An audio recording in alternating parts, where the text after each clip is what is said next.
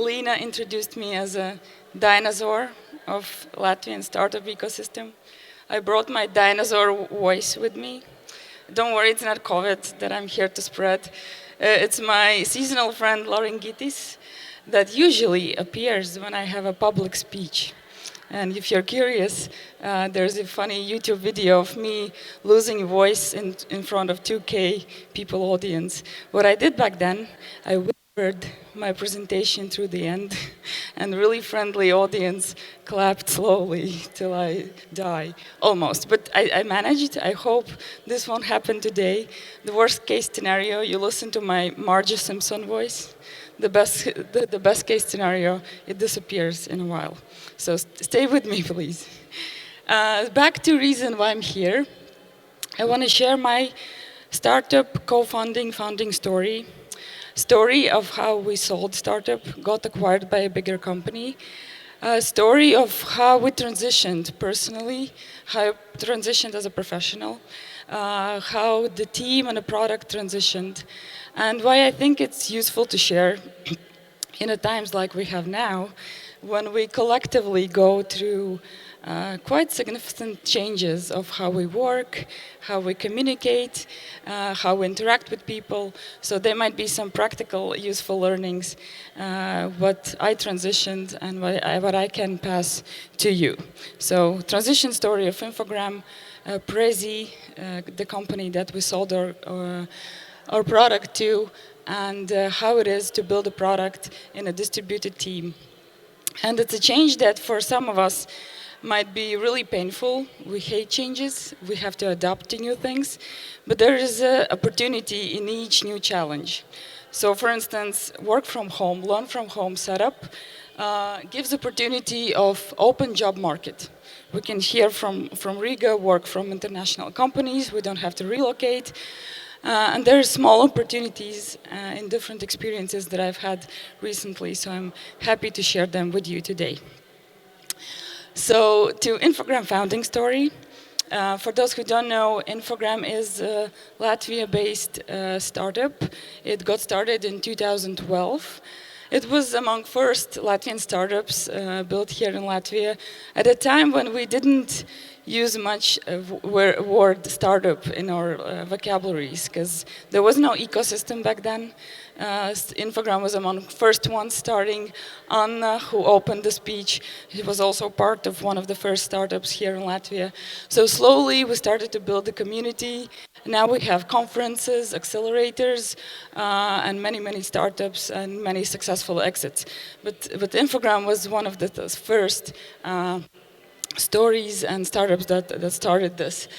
So as awkward as it's in this picture was my beginning in the startup world, the person you see next to me is my university mate at that time. We studied graphic design together, and that's Uldis Leiterts, idea owner of Infogram. And he approached me and said, "Hey, have you heard about these tech companies like Facebook and Instagram and Twitter? Do you know how they got started? Do you know that they actually are startups? And it's actually a cool world to be part of." So I had no idea what he's talking about, but if some of you know Uldis personally, he has cool storytelling and a really passionate style of communication. So I bought this idea. I thought, if Infogram doesn't work, then building stuff together with this crazy person will definitely be a success. So whatever it is we do. So I joined. And later the story grew from 3 co-founders. Raimons is not in this picture. He was a technical co-founder. We went to 2 accelerators. We raised 2 investment rounds. We reached 6 million of registered users. We served the clients like LinkedIn, Fast Company, Euronews, MSN, you name it. So we had a market share of visual communication tools market. And we served mainly for media companies. And at some point, we reached the point where we had to scale. We had to scale our team, we had to scale our product. So the media market that we were serving soon quite soon exceeded its sales and growth opportunities. So we were looking for the next growth. And how could we do it? We could raise another round. We could scale our products, or we could join forces with another company. So we did. So we merged with Prezi, a company that is really similar in a mission that we did. They are, for those who don't know, presentation software, and they help people to communicate better. So the presenter and the audience, they help to connect it through presentation software. And unlike classical PowerPoint-like presentation, when you click next slide, they build a spatial, dynamic presentation tool that helps to engage with the audience better. It helps to memorize story better. So the mission was help communicate with better tools, exactly like we did. So we merged, and Infogram that you see on the right is a tool that is still available to our users, and to the left is a Prezi design that is Infogram built in Prezi, and together we're building products that is a bundle of communication tools. So that was a transformation that I personally went through, and for me it was from this awkward introvert person on a stage that actually once fainted in front of a jury while pitching in front of investors. That was a struggle for me to get on a stage, still is to this day. So personally, from this first time startup building founding experience, it led me to enormous opportunities. To name few, being listed on Forbes 30 under 30 Europe list, a lot of traveling, a lot of speaking opportunities, a lot of meeting new people opportunities.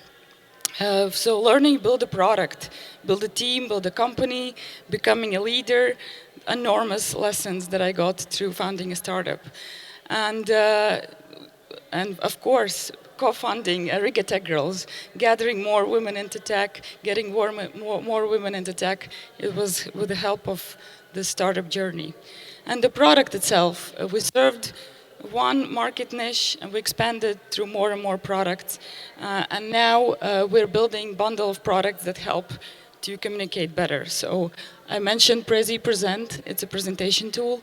Prezi Design, which is visual communication, infographics, data, and different formats that help to communicate visually.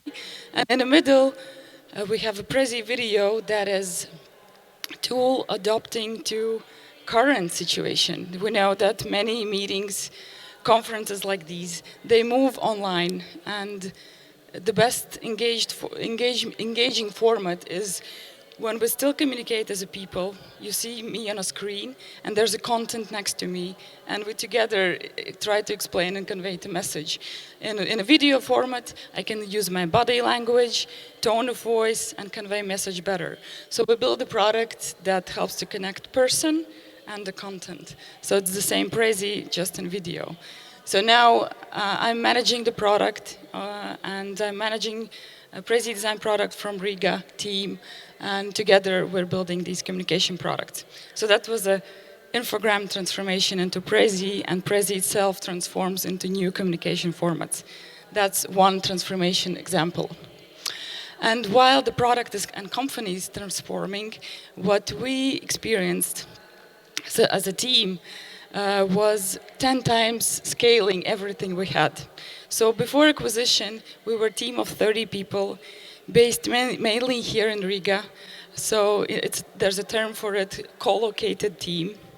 And after acquisition, we became 10 times bigger team. So Prezi is 300 people. And we became a distributed team.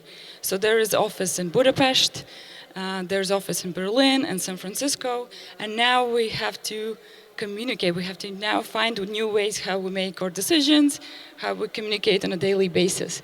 So what typical communication back then looked like when we were Infogram is you go to your colleague, tap on a shoulder, and have a conversation, make decisions fast.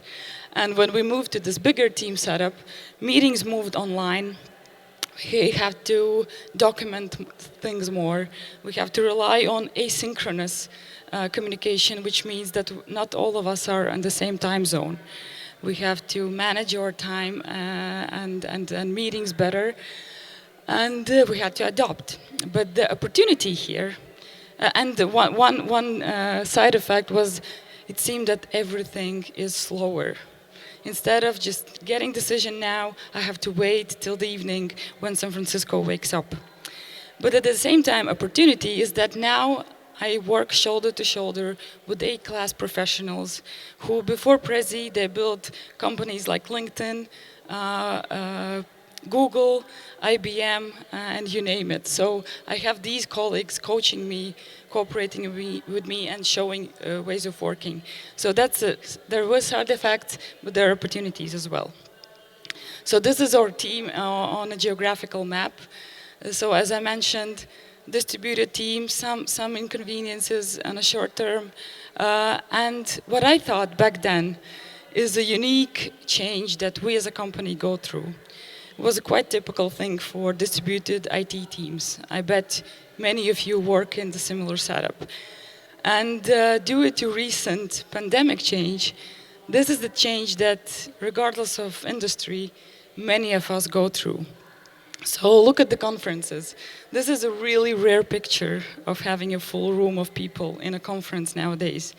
Conferences are changing, they're moving online. A few days ago, I attended online conference that was based in LA. And I didn't have to move and travel. I could listen it in my slippers. I could ask questions to speakers. I could network with people in this conference. And there are many apps that are digitalizing experiences that we have. For example, there's an app, COMM, that digitalizes conference experience. So the demo booths that you saw there, they're now one tab in an interface. You see a demo of startups. You click through the different virtual digital rooms, and they're called stages. There's a chat, and you can network. So that was my experience. It wasn't quite the same, but the goal of getting knowledge, communicating with people, seeing what's out there, what's new, I still got it. So it's not the same, but there are some opportunities, and I didn't have to travel for it. And maybe this is one of the rare, maybe the last conference that I speak in front of people. It's amazing because I see your reactions, your eyes, but it's different. And of course, education and our poor teachers that are now forced to switch ways of working. So all the skill set they had standing in the front of the class, communicating with their body language, feeling different, learning speeds among their class students, it's all gone. Now they have to communicate through Zoom or Google Teams, Microsoft Teams apps. And it's tough. But there are opportunities for many companies, for many startups and apps to improve this experience. And that's what they're doing. And the teachers have opportunity to reach and engage kids in a new formats and digital formats that they actually are much better than with us. And of course, things like our everyday work change. So this is how typical meeting looks like now. So instead of a meeting in a meeting room, we meet in Zoom rooms. Instead of seeing colleague face to face, we see grid of colleague faces. And this might seem really downshift especially for extrovert people, for people. But I use one metaphor to go through this easier. And the metaphor could be called vegan meat. So if you are having a vegan dish, and if somebody names this dish in a non-vegan term, let's say vegan cutlet or vegan schnitzel, then you eat this dish and your mind is set up for fail because it will never taste like a meat. But if you perceive this as a new experience, new flavors, new dish that you have in front of you, you might experience it differently. Because at the end of the day, the flavors are there, the dish is there, it's delicious. You are fed, so you are over your hunger. So the goal is there, it's just different. And if you don't call it a meat, it won't be a meat. So if you don't call it a meeting, you still get the interaction with the colleagues, you still get the knowledge exchanged, you can have a connection, and it works. So a few examples of what doesn't work and what works. When the pandemic started, I noticed that many colleagues tried to replicate meeting formats and conversations and connections that they had before. So what happened to get a decision done or to communicate, we tried to book as many meetings as possible. So eventually our calendars got overbooked. There was extended working hours to have your focus time. There were people blocking focus time and work time so you don't book a meeting in there. And so it resulted with people finding focus time, coming earlier to work, so sitting at their desk, or staying longer hours, overburns, and things like that. And there are many apps that actually help with it. So there's app Calendly that if you two people connect to this app, then this app reorganizes meetings and blocks interrupted to focus hours on your calendar, so nobody goes there. So you see there was a desperate fight for time and time management. And there are opposite examples. And there's a term called jomo. The term was created in Hotjar, that is a website analytics app, and they're known for fully remote work setup. And they have a term, jomo, which is opposite to FOMO, fear of missing out. This is joy of missing out. So there's internal rule to whatever information you can pass, don't create a meeting for it. Find asynchronous other formats how to avoid a meeting. And if you can do it, it will be JOMO. So asynchronous communication can be done through email, documents, Slack message, and different other formats. My favorite format to replace a meeting is video communication. So instead of writing long document that I think my colleagues will read, but they don't, instead of an email or long Slack message, you just shoot a short video with the message you want to say. Use images, use schemas, use as much visual mediums as possible. So here I created a prototype, an initiative that I wanted my stakeholders to get acquainted with and express their feedback. So I recorded short video with the goals, with data, with mock-ups, and I sent one video to 5-6 people. And instead of booking 6 meetings or finding a time on their busy calendar to book one meeting, they one by one in different times shared their feedback. And I time-boxed this feedback for one day. Please, till tomorrow, watch this 3-minute video and express your opinion. So they did. I spared the meeting. At first, it takes more time for you to get used to new formats, but it works. I didn't have to write email or invite them to the meeting, and that was a JOMO in the end. So one example, one suggestion. Another thing that changed is how we connect with our colleagues. So distributed teams usually try to get together physically once in 6 months. So that's what we did in Prezi. We called this get-together Power Week. When all offices, San Francisco, Riga, Budapest, Berlin, we got together in one location. That was Budapest. And we did everything that was not job-related. So there were knowledge exchange sessions, there were dinners, there were hiking, different activities. That one in the middle where people sit in a circle, that was women in Prezi meetup that we all had. We exchanged inspirational stories with each other. So we connected.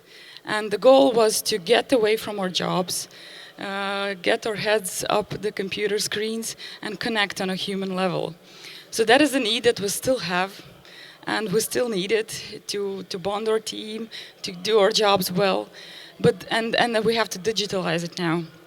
And there are a few examples how we do it now. So instead of getting together geographically, we have interest-based get-togethers. So one thing on a screen is Zoom greenhouse that we had. There are several crazy plant ladies in my company. I'm one of them. And we got together and we replanted our palea plants. Over the wine, laugh, and few fun conversations, we did something that we all, the interest that we all share. And we managed to connect. I didn't see them for 3 months in person, and we managed to establish this connection, and it worked. Another example that I know my colleagues do, they wake up and they come together for a yoga session. So it's a morning yoga exercise. One person is leading it, others connecting, and they exchange with daily conversations. They wake up together and they establish this connection. It's not the same, I know, but it's not. It's a vegan meat. You don't perceive it, but you still connect. There are knowledge exchange experiences. There is a video club. So as we're now building video communication tool, there is a person who is sharing best tips how to communicate on video, how to make better visuals. So knowledge exchange happens. It's not the same as getting in one room, but it's really close. And we had the cooking class. There's one guy who used to own restaurants, and he works now in a Prezi office team, and he shared the recipe with the rest of the team. We had ingredients that we had to buy, and together, again, over the laugh, wine, and conversations, we cooked together. So it was really delicious zucchini cream soup with the pesto that we all made together, no matter where we are, in Berlin, Budapest, or Riga. So that was my story of transitions and how we're changing, but there's opportunity in each of these changes, and it's a matter of setting our minds for success and opening our minds for new experiences rather than being sentimental about good old times. It all works. There are new opportunities, there are benefits in every change that we have. So seek for this and open your minds. That's my call to action. Lastly, as you saw all the awesomeness and perks of distributed teamwork, I have an offer for you to come and join our team. And we're hiring a senior product manager. So there are product managers here in the room. Take a picture of this slide. There's my email. Write me, ping me, send your LinkedIn link or CV, or if you know a skillful product manager, take a photo of this and forward this to your senior product manager friend. That's it from me. I don't think we have time for questions, so there's time for thank you. Thank you for surviving my voice. We actually do we have a couple of minutes, so we have. Oh, great. We have time for a question or two. Do we have a question in the audience? If you have a question, you can just stand up and ask it. No questions in the audience? People standing up. Okay. So, I don't know what to do. Ask a question. Ask a question. I'm really like one of these Latvian people who is really bad with questions, you know those Latvian people. I've met some, and I'm the same. I'm really bad with the questions. They come like 10 minutes after the speeches usually. I'll be around. I will show my email. Var latviski. Yeah.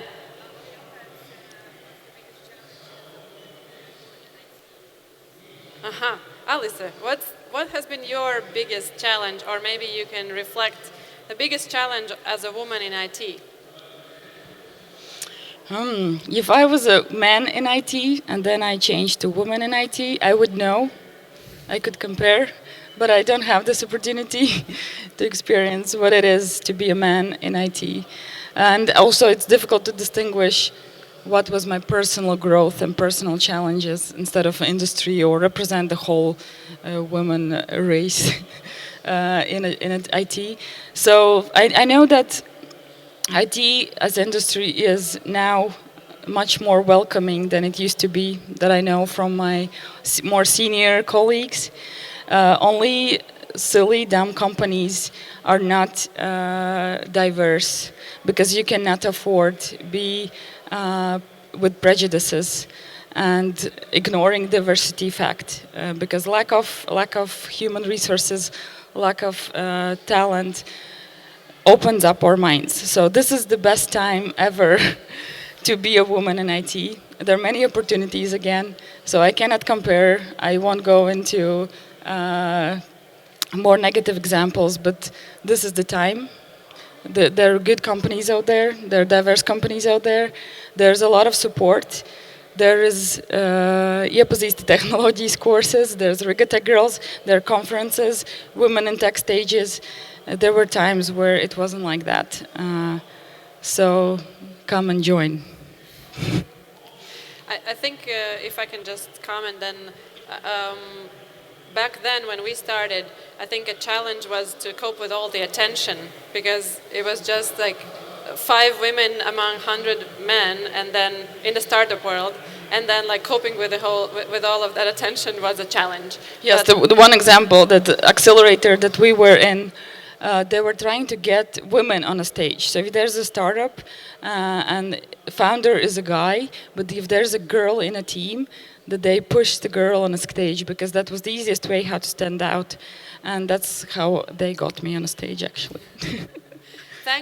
Thanks to those guys who put Alise on stage. Let's give her a round of applause.